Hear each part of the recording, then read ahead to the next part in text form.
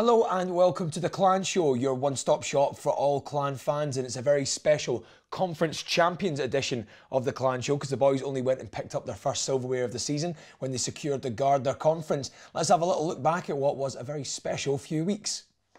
On the 1st of February, Clan travelled to Dundee for a much-needed 1-3 victory, which put a halt to a 2-game losing streak. The following Saturday saw Clan record an important win over the Belfast Giants, an incredibly tight affair, Kavanagh's bullet and Salters with the tip for the only goal of the game. Midweek match-up on the 11th of February, Braehead looking for some revenge against the Hull Stingrays. They had to come from behind twice, Scotty Pett with a real treat. The game then went on to penalty shots and Lee Salters was the Iceman with 2 penalty shots, winning the game for the Clan. That big morale win soon took a sour turn as the Cardiff Devils came to town on Saturday the 14th. They put 3 past the men in black and Clan picked up some difficult suspensions. The following weekend it was back to winning ways, however. A double header with Dundee saw the Clan defeating the Stars 3-0 in Braehead. Keith and Myers teaming up beautifully for the first. Lee Salters just could not be stopped for the second. Wonderful finish. Sunday the 22nd was an even better result as the Clan demolished Dundee 5-0. Double shutout weekend for Kyle Jones. A crucial victory on Friday the 27th. Stefan Meyer on fire with 3 points, the first of which was a beautiful backhanded effort. It ended 4-2 Clan, a result which all but knocked the Panthers out of the title race. And finally, on Sunday the 1st of March, another bruising encounter with the Fife Flyers. Zach Fitzgerald back from suspension and drops the gloves with Nickerson after less than 27 seconds after his heavy hit on Captain Keith. That set the tone and Clan battled on to a convincing 5-2 victory, earning a 4-game winning streak. Yep, so quite a month, certainly is when you pick up a little bit of silverware now that that conference trophy is in the bag. However, the boys still very much battling it out for the Elite League title. Talking about battling, I thought I'd chat to Derek Roehl. He battles up front, he battles on the blue line, he battles in the crease. I wondered if he could battle as a gladiator. Why not? Have a look at this. Oh, hey, Derek. How you doing? Good, how are you? Yeah, you ready to do a bit of a Spartan training? Well, with your Italian background as well, that would be kind of perfect, doing the Spartan thing. Yeah, I think you're a little confused. The Spartans were from Greece, gladiators from Rome. Yeah, they were the Rome, that's Italy, isn't it? Yeah, right. Well, that's all right, though. Well, we'll be Romans then. Yeah, okay, okay. Cool. Hi, my name is Derek Roehl, number 14 for the Braehead Clan. I am a forward, skilled forward with a splash of D. You know, it depends. Sometimes I'm needed back there, so. Wonderful work from Derek Roehl. Yeah. I forgot what else I was supposed to say. So. Right, guys. So here's the rules. First person to land a shot wins a point. So a clear definitive strike to the body or the head. If it's a 50-50 scenario, both of you hit at the same time or within half a second, the person who lands the headshot wins. That overrules. So headshot wins every time. No stabbing, unfortunately, guys. So game plan's out the window. I know. And just keep safe and have fun. Let's do it. Yeah, come on, Rayla. Sit.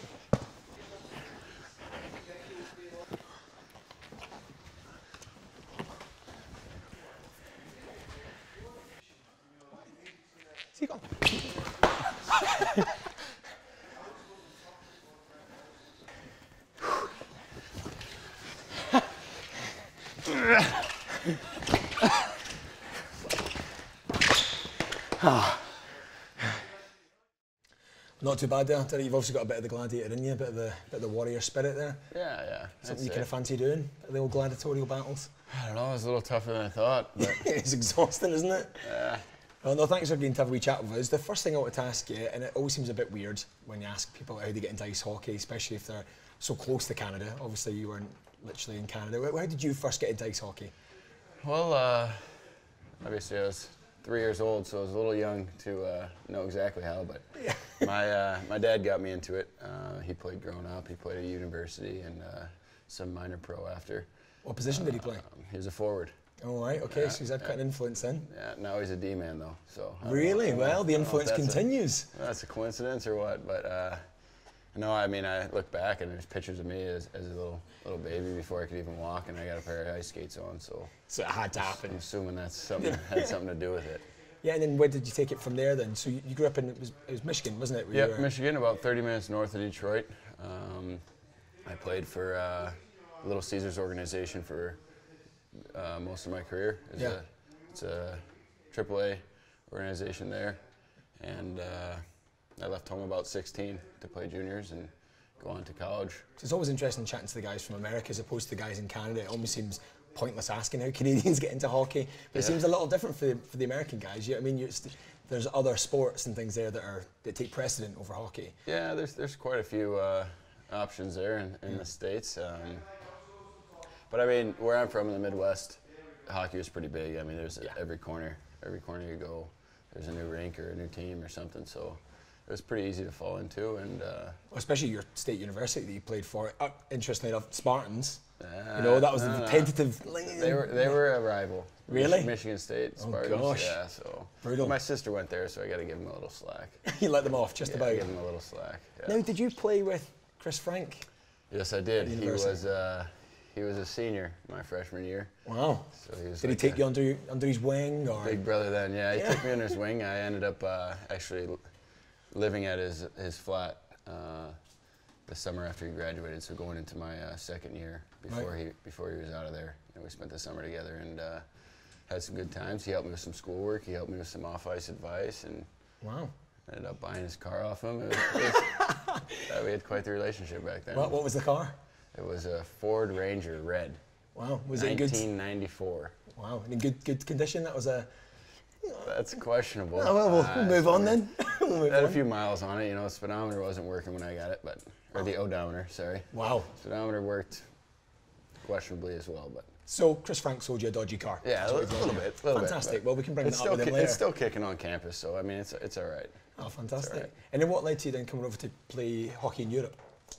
Well, I had the opportunity to get my dual citizenship, so. Because your family, you come from Italian background, isn't it? Yeah, is that your dad as well? Or? It's my mom's side. Di Martino. Roehl doesn't have much Italian. I was kind of wondering there where the kind of Italian side of that is. Yeah, that's not too Italian. I get some funny looks when I say that I'm Italian with that last name, but. Because Roehl's not a great name for dyslexic. I found that people just it's like a load of letters you've just got them thrown down and shake them up. Oh yeah, whatever. Yeah. Pronounce it how you want, say it how you want, spell it. Yeah, commentators struggle in the league. I've noticed that. Roehl. Roehl. Try and turn it into a football commentary there. Roehl. Derek Roehl. Yeah. So.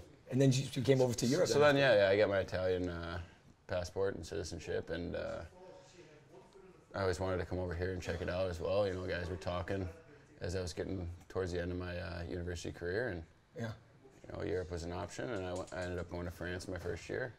It's pretty beautiful there, and fantastic country. So how did you end up going to Fife after that? That looks like a loaded question the way I delivered it. I know. I feel I was set up there. People take it as they want. I don't know. I was contacted by them early September after my first year in France, and it just kind of worked out. Yeah. I go in there, and I didn't know anybody on the team there except for a fellow teammate, Tim Hartung, who I played with the year before in France. So. And was that the kind of connect then? Was that how kind of things worked? There was like, would you be interested here? I'm playing here. I'm enjoying my stuff in Fife. Yeah, it was just kind of him talk, I talk, and just worked out. Yeah. Gosh, and then obviously it's led to the interesting situation now where this great rivalry's built up between Fife and Braehead, and people in the league are kind of talking about it. But you've been on both sides of the divide now, and playoffs. Yeah. That must have been really weird. What was that like playing for Fife against Braehead? It was a third-fourth game, wasn't it? Yeah, that game was. How was your old mentor, Chris Frank, then in that game? Well, we had some laughs that game. Obviously, you're not really playing for much in that game, but it was a little fun for the players, and you know, Chris and I had some laughs. But that all in all, Braehead and Fife, we had some good battles last year. You know, I think the rivalry definitely picked up as the year went on, and even to this day now, this year we're even a bigger rival. So. Yeah. It's good to play them. You know, we're close teams, and I enjoy my time here in Braehead. You know, we had a good run last year in Fife as well, but Well, you're getting to. We've got the first bit of silverware in the bag, and heading in a good direction. We won't jinx it. We'll maybe leave that there for a bit. And what we'll do. Little wood here. Well, that's it. I'll touch those anyway. And metal. And no stabbing, no more stabbing. Now, just for a couple of tough questions, just to see out here. The first one here. Favourite movie? Oh. Actually, did take you from under there. I didn't manage to get your legs away from you with a sword, but I managed to do it with a question. Take it easy over there. Favourite movie? I don't know. That's a good one. Watched a lot of movies since I've been over here. Do you go with any of your kind of a Italian-American background kind of movies? You like your mafia films? I like Italian Job. That's a good movie. Well, there you are. I've never seen that, but I'm more of a funny guy. I like Jim Carrey, Adam Sandler movies, but say Dumb and Dumber or... That's the second time someone said that was Fitzy's favourite as well. Happy Gilmore's a good one too. Great stuff. Anything with a bit of hockey in. Yeah. But this is a tough one. If you were stranded on a desert island, which guy out of the roster would you want to be there with you? So you can do it for whatever reason. You can have them there. I don't know. It's up to you. Who would you go for? Which guy? You can only have one of them. Would I want with me? Yeah. Whether you go for company or survival. I don't know what you're thinking. Who would you have? You can only pick one. Only one? Yeah. I don't know. But you have to pick one. You can't just say none of them either. I don't know. This is where it turns out you hate everyone on I don't know. What was the conditions of the crash? Maybe I'd say Fitzy. Yeah, why is that? I don't know. He just seems like he could help me figure it out there. You're right. He'd probably keep you entertained and help you survive on the island. Yeah, he's got a little knowledge, so yeah. I don't know. Good stuff. Yeah, Fitzy. Okay. Well, thank you very much, Derek. Much appreciated. Good luck the rest of the season. Thank you. That one. Derek Roehl there, certainly got the gladiator spirit. Right, okay, now it's that time of the show where we look at one of Tristan Harper's modelling shots. This week, Tristan's wondering if he left the car headlights on.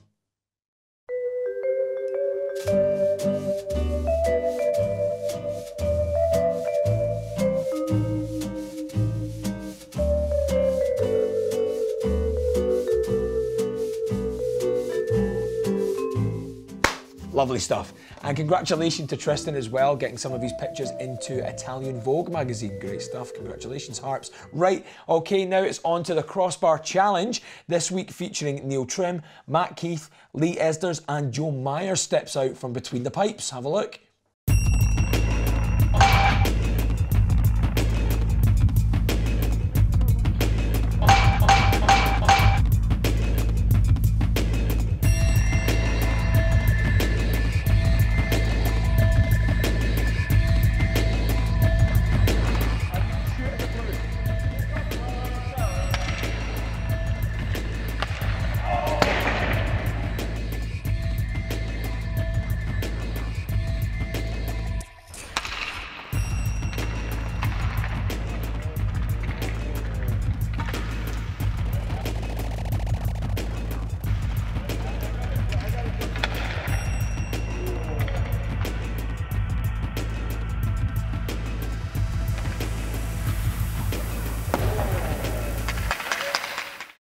So after last month's clan show where we got 3.5 hitting the top pipe, a real return to form there with 0. Maybe we should get them to do something a little bit easier, like shoot for loot. Everyone wins that all the time, don't they? It's far too easy. On a completely unrelated note, it's been quite a controversial month with suspensions causing a lot of debate, shall we say. However, it was the Department of Mascot Safety who released this statement.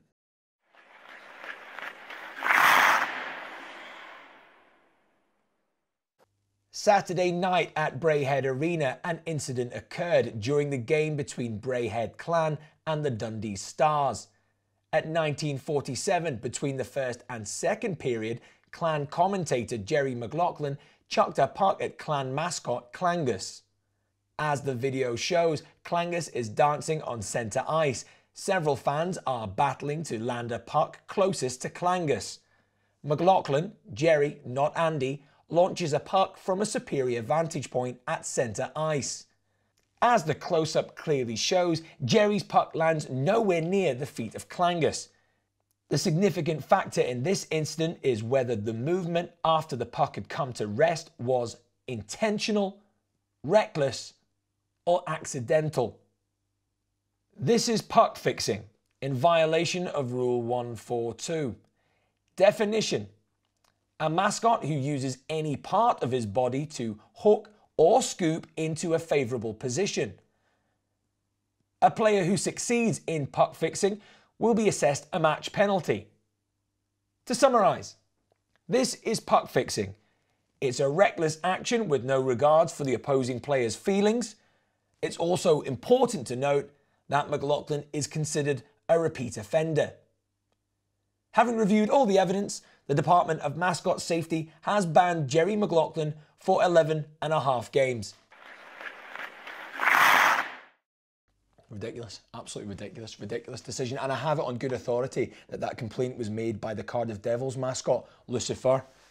Anyway, the upshot is I have to give away my ill-gotten gains, my £50 merchandise voucher. So we're going to roll it into this episode's competition. And the prize is for 2 corporate hospitality tickets and a £50 merchandise voucher. Should you want to win those, all you have to do is answer the following question. According to Derek Roehl, where did the ancient Spartans come from? Is it A, Greece, B, Italy, or C, Fife? Okay, so just Twitter entries again as per usual. Remember, you need all 3 elements. You need to @Brayhead Clan, you need to include the correct answer, and you need the link to this show. All 3 elements, please. Some people missing out because they're not getting all 3 of those right. Okay, coming up next, as we mentioned, the Clan walked away with the conference title this month. We thought we'd have a little catch up with the players and see how it was sinking in. Oh, it's been good. You know, we're happy to be the top of the conference here, the champs now, and you know, kind of get it nice and early here and head into the rest of the year with confidence, I guess. You know, it's a good thing. The rivalries are always fun. Like, you know, getting the Fife atmosphere, you know, whether it's here or there, you know, it's fun to get the crowd involved. And, you know, although sometimes you can't, you kind of block it out, sometimes it's loud, right? And you feed off the energy, whether it be, you know, negative or positive. You know, I think I thrive off, you know, the energy, and regardless of which way it's coming anyways. It's just a fun atmosphere. So I have to go with the Fife games. Are always a fun games to play in. You know, it's just there's a lot of good teams. Some teams don't get enough credit, but there's a lot of buildings that are hard to play in, and you know, we really take pride in winning this conference. A lot of hard work we put in this season so far. Obviously, conference games are extremely important to us, and you know, the hard work kind of started to pay off, and we're putting ourselves in a good position, not only now that we've won the conference, but also for league title as well. Yeah, I like. I always complain about it because I'm just mostly joking around, but I enjoy going to Fife. I enjoy the intensity when we play in Fife. The hatred from the fans, I think, is pretty legitimate, so that makes it even funner.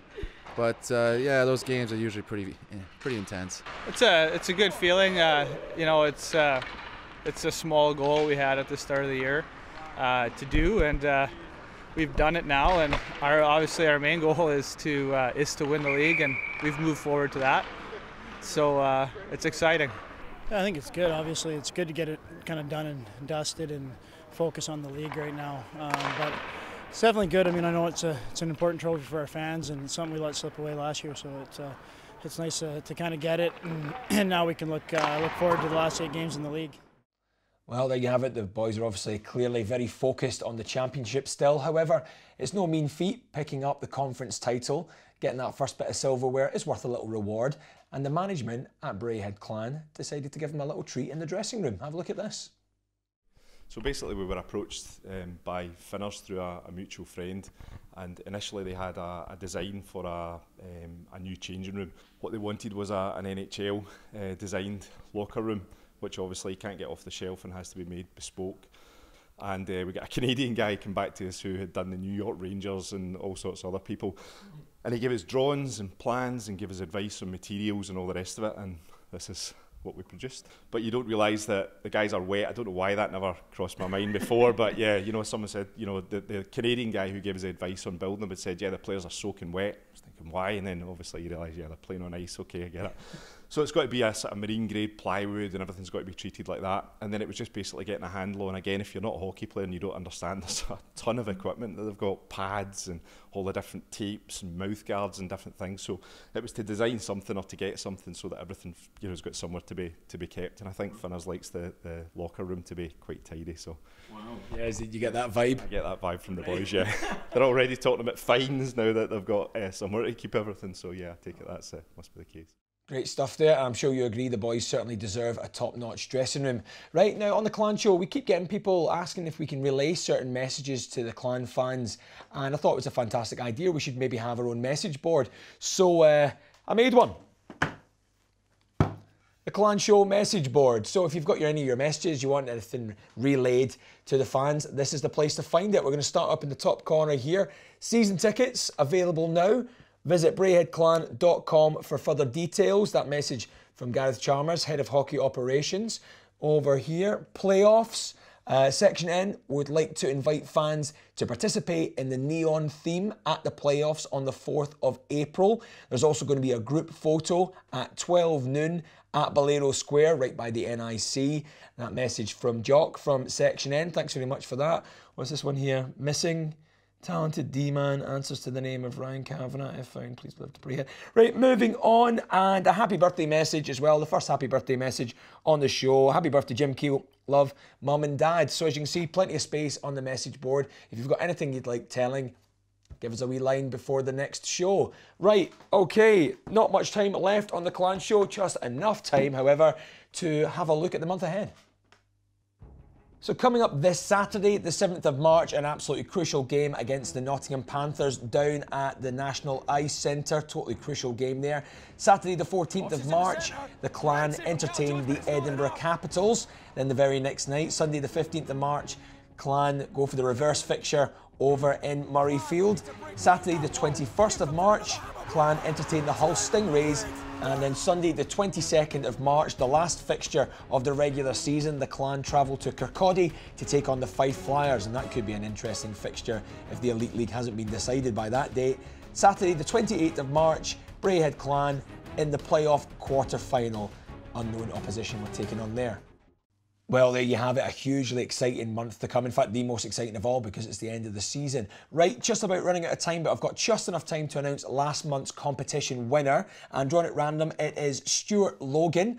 Twitter handle @StewBoy14. Congratulations. Get in touch with alex@brayheadclan.com to arrange your prize. Congratulations there. Just enough time to remind you of this month's competition. Where does Derek Roehl think that the Spartans originated from? Was it A, Greece, B, Italy, or C, Fife? Remember, @BrayheadClan and the link to the show as well as the correct answer. You need all three of those elements. That's us completely out of time. Thank you for watching. Catch you in a bit.